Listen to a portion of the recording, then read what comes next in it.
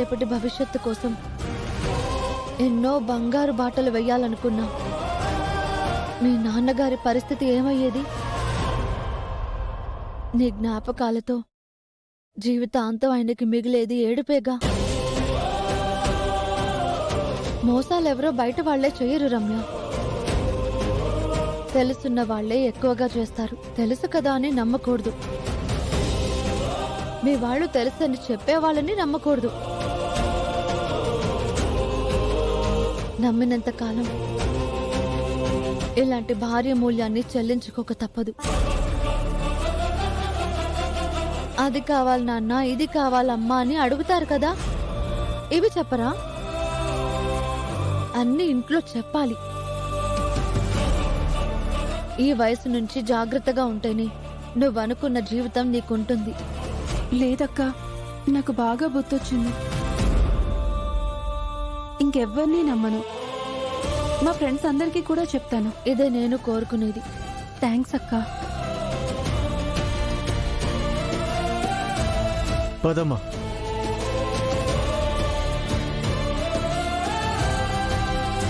ప్రేమ్ బాబు,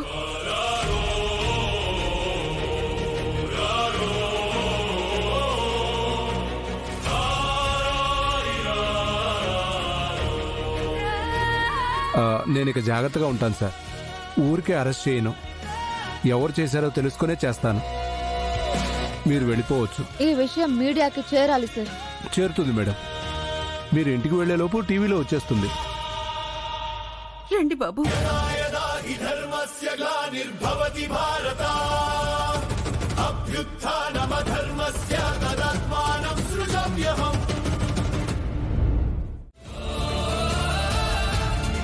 తను ఇంటి మీద విశ్వాసంతో పనిచేస్తుంది. మీరు ఉన్నారు ఎందుకు? డాడ్, ఆఫ్టర్ ఆల్ ఒక సర్వెంట్ తో మమ్మల్ని కలపకండి. Shut up man, I said shut up. After all సర్వెంటా? మరి నువ్వు వాడన్నవి ఏం పొడిచావురా? వాడి దగ్గరికి వెళ్ళి అసలు ఏం జరిగిందో అని తెలుసుకునే ప్రయత్నం చేసావా? పెద్ద మాట్లాడుతున్నావు.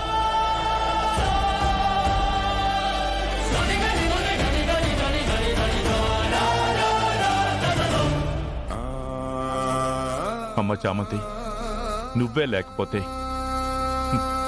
నా బిడ్డను ఏం చేసేవాళ్ళు?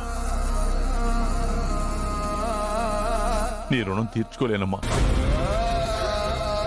అయ్యగారు, ఏంటిదంతా?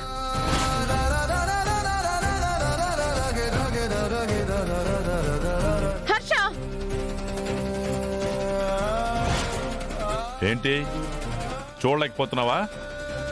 ఇద్దరిని ఒకలా చూడలేకపోతామే నువ్వు చేస్తున్న పెద్ద తప్పురమ్మా. ఇది మరీ బాగుంది హర్ష. నేనేం చేశాను? వీడిని అన్యాయంగా అరెస్ట్ చేస్తున్న విషయంలో నువ్వేం చేయలేదని అంటున్నాను. నీ కొడుకు కోడలు మాటలే వింటే చాలా మూల్యం చెల్లించుకోవాల్సి వస్తుంది. డాడ్, మీరు మమ్మల్ని ఇన్సల్ట్ చేస్తున్నారు. అవునరా, ఇక న్యాయంగానే వెళ్తాను. మీరు వాడిని బ్రతకనిచ్చేలా లేరు. అగ్రిమెంట్ చించి పారేసి 49% వాడికే రాసిస్తాను.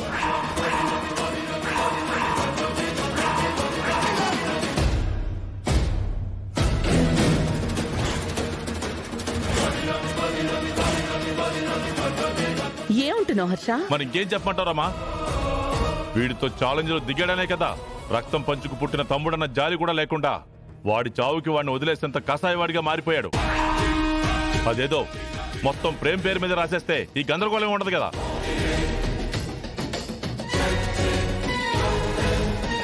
అప్పుడు నాకు రాయాలి డాడ్.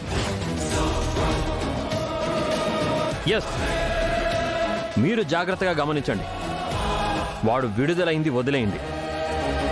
కారు తోడడం మొదలుపెట్టిన 3 రోజులకే జైలు పాలయ్యాడు. ఇక తర్వాత ఏమవుతుందో తెలీదు కదా. అలాంటి వాడికి రాస్తే కోర్టుల చుట్టూ మీరే తిరగాలి. నీ పద్ధతి నువ్వు మార్చుకోవారా? మీరు మారుతుంటే చెప్తున్నాను డాడ్. వాడికి రాస్తానంటే ఊరుకుంటానా? ఇదంతా నా కష్టార్జితం రా. మీ తాతలు సంపాదించింది కాదు. నా ఇష్టం వచ్చిన వాళ్ళకి రాసుకుంటాను. ఇప్పుడు నువ్వే హర్ష సమానంగా చూడలేదు. అంతేకాని వాడి బుద్ధులు మాత్రం మార్చుకోమని చెప్పవే. నేనేం మారలేదు డాడ్.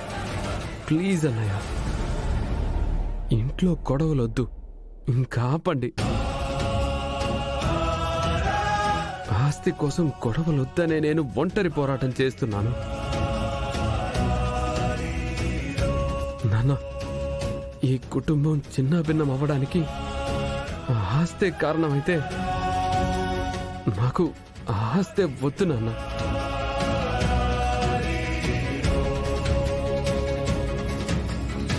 దానివల్ల ఏ గొడవలు వద్దు నాన్న. చూడండి రా, ప్రేమ్ ఎలా మాట్లాడుతున్నాడో చూడండి. అదిరా వాడి గొప్పతనం.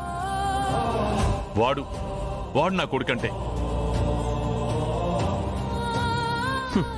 మాటలదేముంది డాడ్, నేను చెప్పమంటే 100 చెప్తా. అవి కడుపు నింపవు కదా. ఇంకా 48 డేసే టైం ఉంది. ఛాలెంజ్ నెగ్గి చూపించమనండి. నీకింకా నమ్మకం కలగకపోతే ఏం చేస్తాం? సరేరా,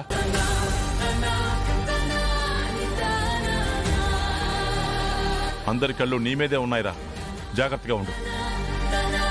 చంద్రిక, నా లగేజ్ లోపల పెట్టి.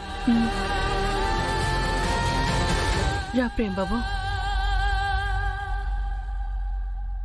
వీడికి కొంచెమైనా సపోర్ట్ ఇచ్చుంటే బాగుండేది. హర్ష చేత ఈ చివాట్లైనా తప్పేవి. రే గుణ, నువ్వు ఇచ్చిన బిల్డప్ ఏంటి, చూపించిన రిజల్ట్ ఏంటి? దీనికా నేను ఊహల్లో విహరించాను, మళ్ళీ మొదటికి వచ్చింది కర్మ.